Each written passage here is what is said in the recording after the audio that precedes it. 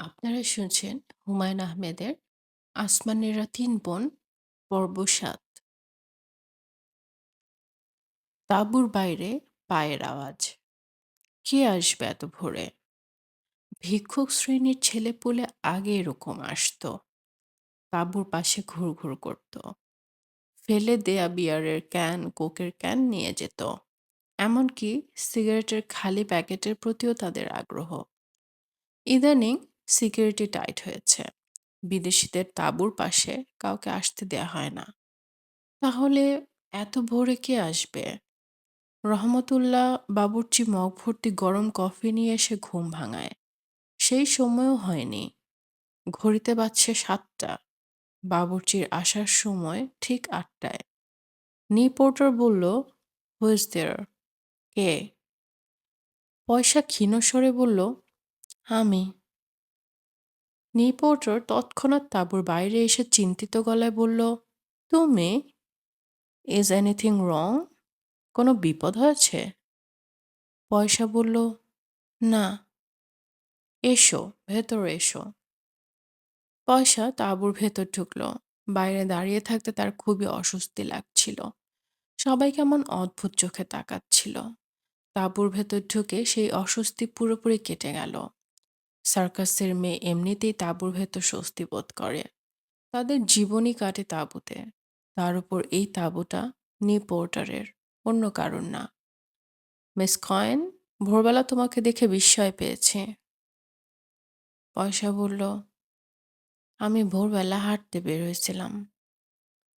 তখন ভাবলাম আপনার তাঁবুর পাশ দিয়ে যখন যাচ্ছি তখন দেখে যাই আপনি কি করছেন। নি পোর্টার বলল, তোমার অন্য দু বোন কোথায়? ওরা তোমার সঙ্গে হাঁটতে বের হয়নি? না। মিস কয়েন, তুমি যে এই ভোরবেলা হাঁটতে বের হয়েছ এটা ঠিক না। তোমাদের দেশের মেয়েরা এত ভোরে একা একা হাঁটতে বের হয় না। আমি আমাদের দেশের অন্য মেয়েদের মতো না। আমি আলাদা। তুমি আলাদা কেন? আমি সার্কাসের মেয়ে, এই জন্য আমি আলাদা। রিপোর্টার বলল, আচ্ছা, তাহলে আমার ত্রুটি হয়েছে। তুমি সকালে মর্নিং ওয়াক করতে বের হয়েছিলে। হঠাৎ মনে হলো বিদেশি সাহেবের সঙ্গে কফি খাবো, তখন চলে এসেছো। হ্যাঁ, তাই। কফি খাওয়ার জন্য ৮টা পর্যন্ত অপেক্ষা করতে হবে। কফি আসবে ৮টায়। ১ ঘন্টা অপেক্ষা করতে পারবে? পয়সা জবাব দিল না।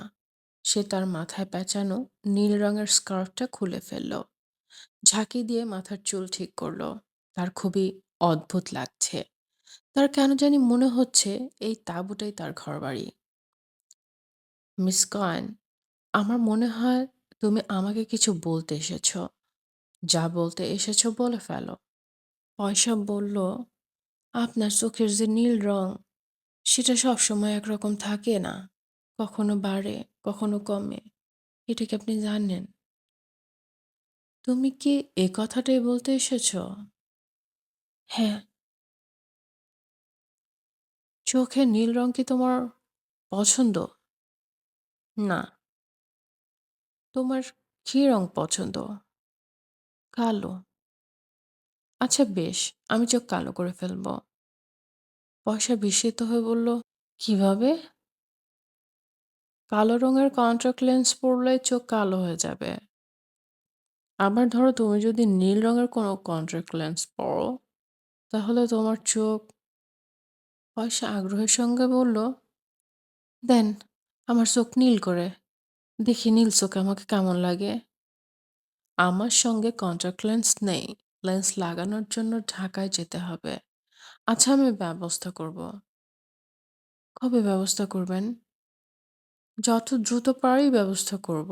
শোনো মিস কয়েন, একটু আগে তুমি বলছিলে নীল রং তোমার পছন্দ না।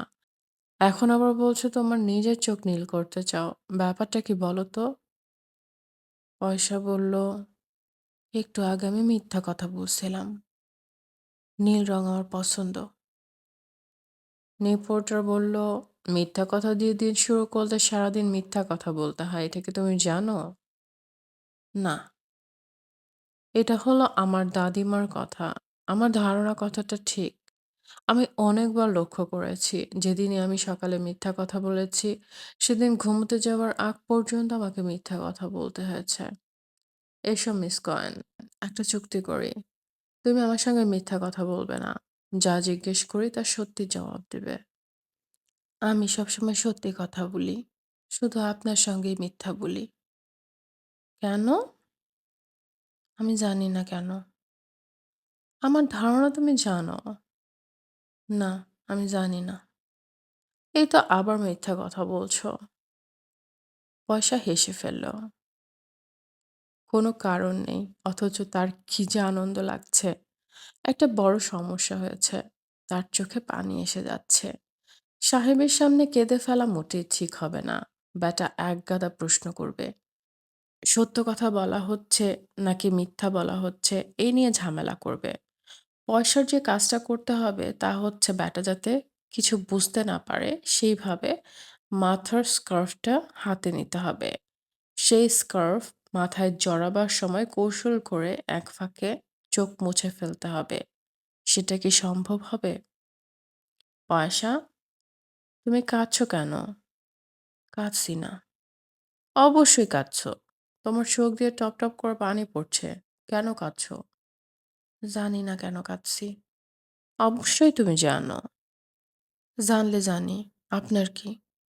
আমাকে বলবে না? না, আমি বলবো না। ৮টা বেজে গেছে। বাবুর্চি কফি নিয়ে এসেছে। সে এমনভাবে পয়সার দিকে তাকাচ্ছে যেন চোখের সামনে ভূত দেখছে। সার্কাসের একটা মেয়ে চিফ ইঞ্জিনিয়ারের ঘরে বসে আছে। ভেউ ভেউ করে কাঁদছে। এর মানে কি? নিক পোর্টার বলল, রহমতুল্লাহ, তুমি আরেক কাপ কফি নিয়ে এসো। মিস কয়েন আমার সঙ্গে নাস্তা করবে সে ব্যবস্থা করো। আজ আমার সাইটে যেতে দেরি হবে, এই খবরটা দিয়ে এসো। আর শোনো, তুমি এক দৃষ্টিতে মেয়েটির দিকে তাকিয়ে আছো কেন? কারো দিকে এক দৃষ্টিতে তাকিয়ে থাকলে সে খুব অস্বস্তি বোধ করে এবং এটা অভদ্রতা। রহমতুল্লাহ পয়সার মুখ থেকে চোখ না নামিয়েই বলল, জি স্যার। পয়সা নিজেকে সামলে নিয়েছে। সে এখন সহজ এবং স্বাভাবিক।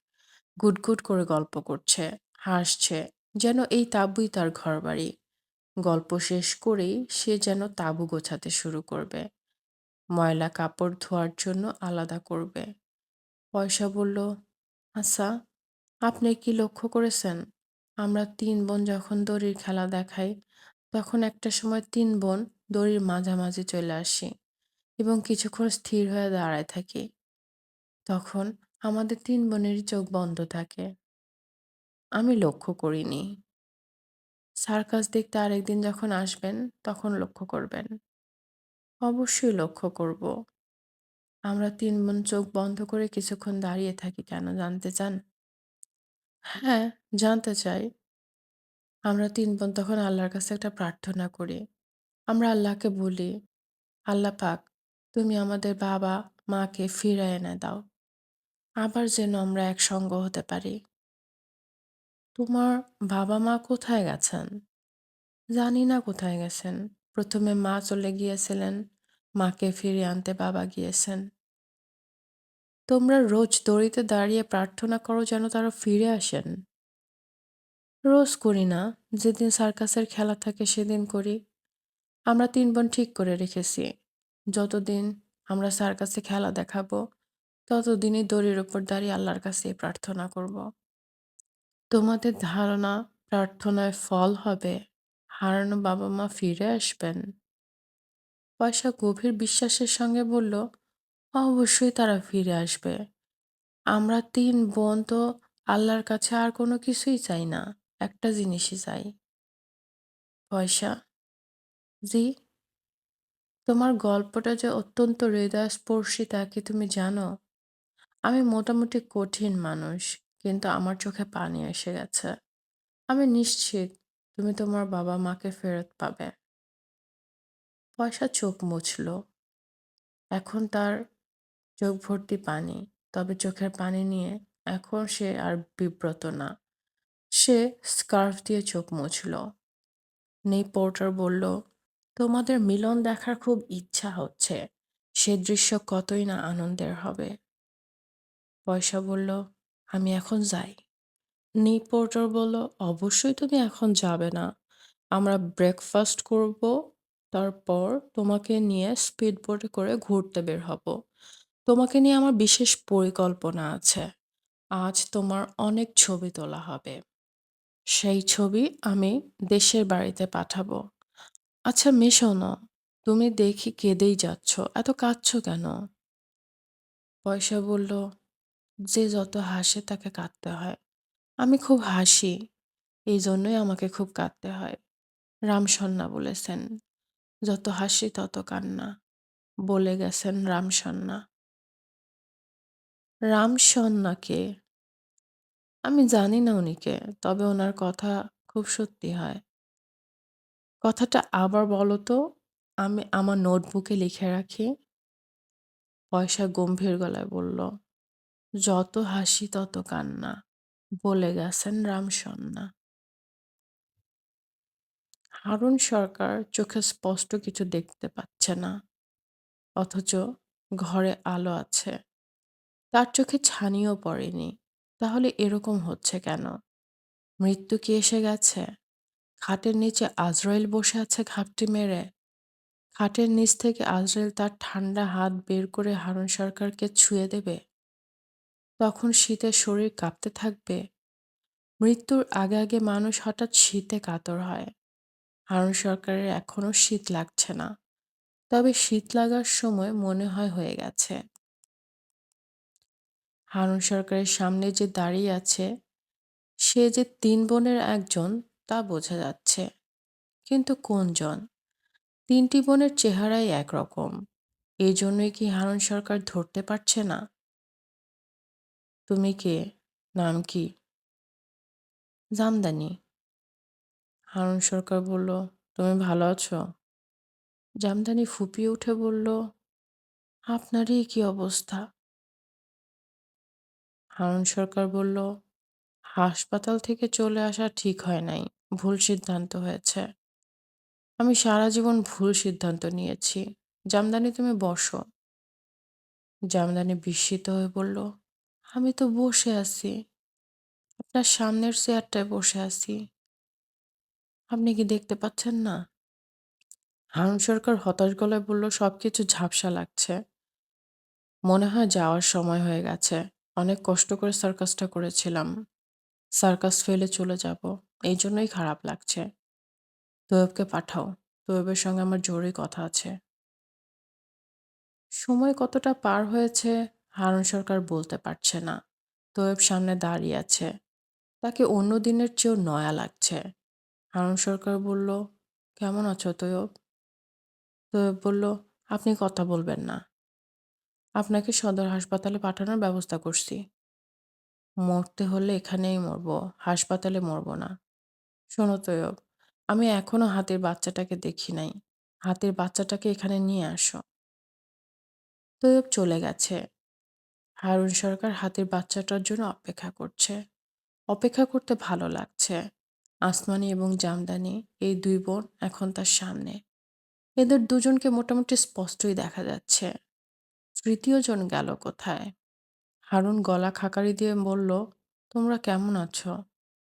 আসমানি এবং জামদানি কেউ কিছু বলল না, মূর্তির মতো দাঁড়িয়ে রইল। হারুন সরকার বিড়বিড় করে বলল, তোমাদের ছোটবেলায় দড়ির খেলা শিখাবার জন্য খুব কষ্ট দিয়েছি, তোমরা কিছু মনে রেখো না। আসমানি বলল, আপনি কথা বলবেন না, আপনি চুপ করে থাকুন। খুব কষ্ট করে সার্কাসটা গুছিয়েছিলাম, যদি সম্ভব হয় এটাকে টিকিয়ে রাখবে। হারুন সরকার ফুঁপিয়ে কান্নার শব্দ শুনল। সে খুব আগ্রহ নিয়ে বলল, কে কাঁদে? দুই বোনের কেউ জবাব দিল না। হারুন সরকারের মনে হলো দুই বোনই কাঁদছে। সে কে? সে কেউ না, তার জন্যেও মানুষ কাঁদছে। এর চেয়ে আনন্দের আর কি হতে পারে? এই পর্বটি এখানেই সমাপ্ত।